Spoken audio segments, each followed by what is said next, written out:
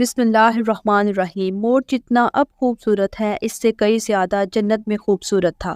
مور کی خوبصورتی پہ سبھی پرندے فدا تھے، لیکن ان سب خوبیوں کے باوجود مور سے ایسی کون سی خطا ہو گئی تھی جس سے اللہ تبارک و تعالیٰ نے مور کو جنت سے نکال دیا۔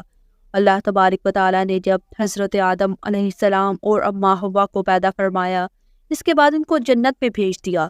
وہ دونوں جنت میں بہت ہی پرسکون رہتے تھے، بہت ہی لذیذ میوے پھل کھایا کرتے تھے، لیکن ایک اناج جس کو کھانے سے اللہ پاک نے انہیں منع فرمایا، اور وہ اناج گندم تھا۔ کیونکہ شیطان حضرت آدم علیہ السلام کی وجہ سے ہی جنت سے نکالا جا چکا تھا، اسی وجہ سے شیطان کی حضرت آدم علیہ السلام سے دشمنی ہو گئی تھی۔ شیطان یہ چاہتا تھا کہ وہ بھی کسی طرح حضرت آدم علیہ السلام کو جنت سے نکال دے اور ساتھ میں اماں حوا کو بھی جنت سے نکال دے۔ جب شیطان کو یہ خبر ہوئی کہ آدم علیہ السلام کو تمام میوے کھانے کی اجازت ہے لیکن گندم کھانے کی اجازت نہیں ہے، تو شیطان انتقام کی آگ دل میں لیے جنت کے دروازے کے پاس بیٹھ گیا اور 300 سال تک وہاں پر بیٹھا رہا کہ کوئی جنت کے دروازے سے باہر آئے اور شیطان اس سے بات کر سکے۔ ایک دن اچانک سے مور جنت سے باہر آ گیا۔ شیطان اس کو دیکھتے ہی بہت خوش ہو گیا۔ شیطان نے پوچھا، اے خوبصورت پرندے، تم کون ہو؟ مور بولا، میں مور ہوں، اب تم اپنا تعارف کرواؤ۔ شیطان نے جواب میں کہا کہ میں عالمی کروبیہ کا ایک فرشتہ ہوں، میں اللہ پاک کی عبادت سے ایک پل بھی غافل نہیں ہوں۔ میں چاہتا ہوں کہ میں جنت میں جاؤں، وہاں کی نعمتوں کا اپنی آنکھوں سے مشاہدہ کروں۔ شیطان مور سے کہنے لگا کہ تم مجھے جنت کے اندر لے جاؤ، میں تمہیں 3 ایسی باتیں بتاؤں گا جس سے تمہیں ابدی زندگی حاصل ہو جائے گی، تمہیں بڑھاپا اور بیماری نہیں آئے گی، تم ہمیشہ جنت میں ہی رہو گے۔ شیطان کی یہ بات سن کر مور لالچ میں آ گیا۔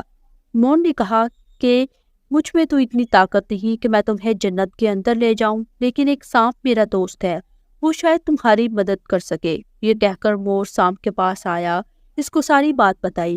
سانپ بھی شیطان کی باتوں میں آ گیا اور بہت خوش ہوا۔ پھر شیطان کو اپنے منہ میں چھپا کر جنت میں داخل ہو گیا اور یوں شیطان اپنی چال میں کامیاب ہو گیا۔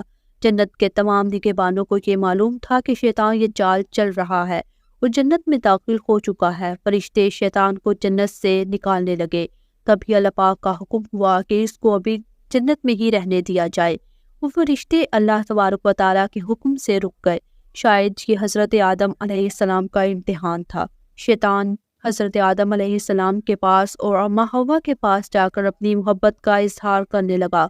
وہ دونوں ہی شیطان کو پہچان نہ سکے کیونکہ ماضی کے مقابلے میں شیطان کی شکل تبدیل ہو چکی تھی۔ شیطان کہنے لگا کہ میں چاہتا ہوں آپ دونوں ہمیشہ جنت میں اسی طرح زندگی گزارے، ہمیشہ خوش رہے۔ حضرت آدم علیہ السلام اس کی بات بہت غور سے سننے لگے۔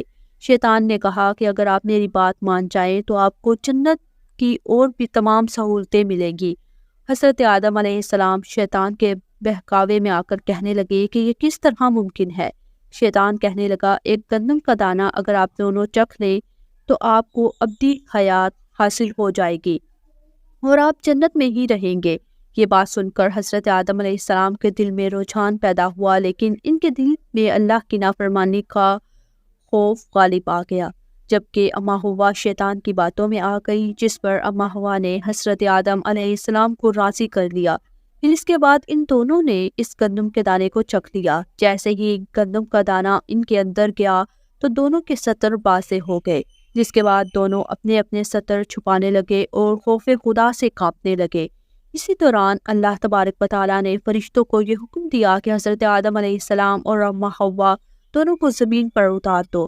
حضرت آدم علیہ السلام کو سری لنکا کے قریب نیچے زمین پر بھیج دیا، جبکہ اماں حوا کو جدہ کی سرزمین پر اتارا گیا۔ ان خوبصورت پیروں سے چل کر مور شیطان کو جنت کے اندر لے کر آیا تھا، وہی خوبصورت پاؤں اللہ تعالیٰ نے مور سے لے لیے۔ سانپ جو اپنے منہ میں شیطان کو چھپا کر لایا تھا، اس کے منہ کی خوبصورت خوشبو کو چھین کر اس کے منہ میں زہر ڈال دیا گیا۔